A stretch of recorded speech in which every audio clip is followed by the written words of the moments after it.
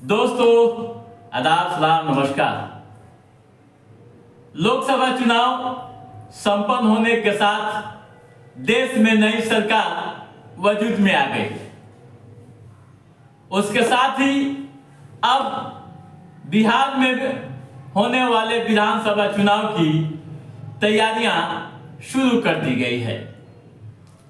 अगले साल यानी 2025 में विधानसभा का चुनाव होना है। इस बीच तमाम राजनीतिक दलें अपने अपने स्तर से अपनी जीत सुनिश्चित कराने के लिए रणनीति बनाने लगी है। इसी बीच एक खास चर्चा बिहार की सियासी गलियारों से लेकर आम व खास के बीच हो रही है। चर्चा क्या हो रही है दोस्तों, आप समझते भी हैं। यानी सिवान के सांसद रहे मोहम्मद शहाबुद्दीन की पत्नी हेना शहाब के बारे में जिस तरह की चर्चाएं हो रही है, जो बातें हो रही है, उससे कई तरह के राजनीतिक सवाल भी उत्पन्न हो रहे हैं। क्या सवाल बन रहे हैं, आप पहले सुन लीजिए। क्या विधानसभा चुनाव में आरजेडी को टेंशन देगा शहाबुद्दीन का परिवार? जिस तरह की चर्चाएं हो रही है और बताया जा रहा है कि अगर समय रहते आरजेडी ने समझौता नहीं किया शहाबुद्दीन के परिवार से यानी हेना शहाब से, तो इसका खामियाजा लोकसभा चुनाव की तरह विधानसभा चुनाव में भी आरजेडी को भुगतना पड़ सकता है। दोस्तों, जैसा कि आप जानते हैं कि इस बार के लोकसभा चुनाव में हेना शहाब निर्दलीय मैदान में थी और जबरदस्त टक्कर एनडीए प्रत्याशी को दी थी। राजद के कैंडिडेट अवध बिहारी चौधरी थे जो तीसरे स्थान पर है। और सबसे बड़ी बात यह थी, दिलचस्प माहौल यह बना था कि सिवान में माहौल जिस तरह बना उसका असर आसपास के लोकसभा क्षेत्रों में पड़ा। यह भी बताया जा रहा है कि लालू यादव की बेटी रोहिणी आचार्य के चुनाव हारने का कारण भी सिवान की सियासत है। अगर राजद परिवार की मंशा हेना शहाब के लिए अगर ठीक होती तो फिर रोहिणी आचार्य भी चुनाव नहीं हारती।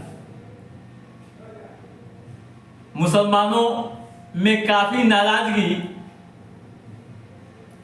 उनकी सीट पर देखी गई थी, यानी रोहिणी आचार्य के सीट पर, और यही कारण रहा कि वह हार गए।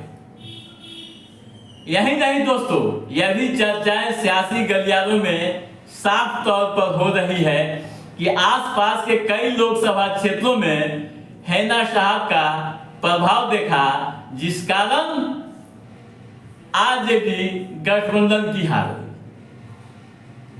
अब विधानसभा चुनाव होने वाला है।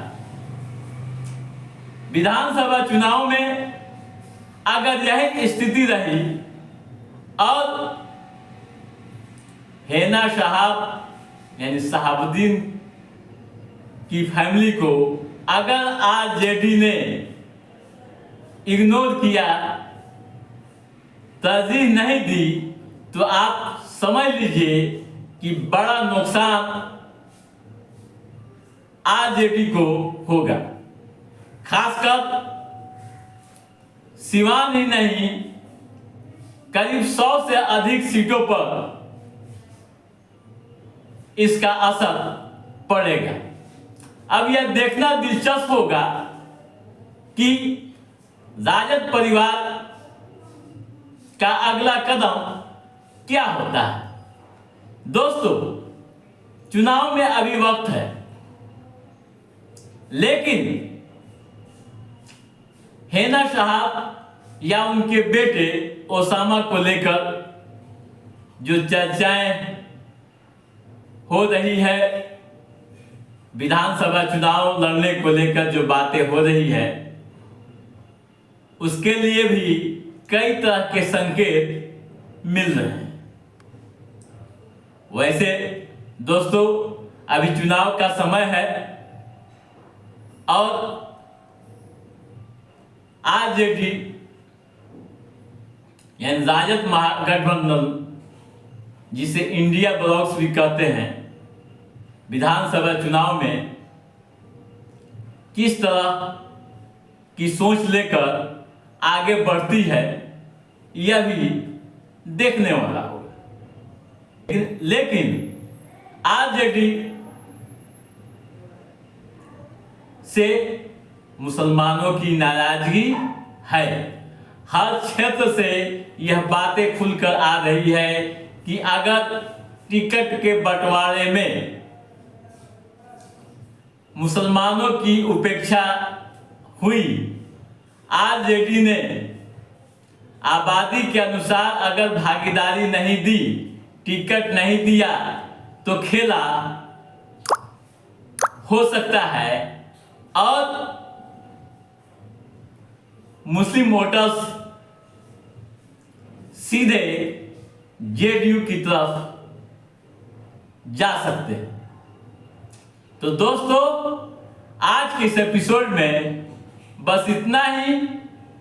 हमारा ये एपिसोड कैसा लगा, आप लाइक और कमेंट करके हमें जरूर बताइएगा। यदि आपने हमारे चैनल को सब्सक्राइब नहीं किया है तो सब्सक्राइब भी कीजिएगा, ताकि पॉलिटिकल गतिविधियों संबंधित जो भी अप टू डेट है उसे हम समय समय पर आपके बीच पहुंचाते रहेंगे।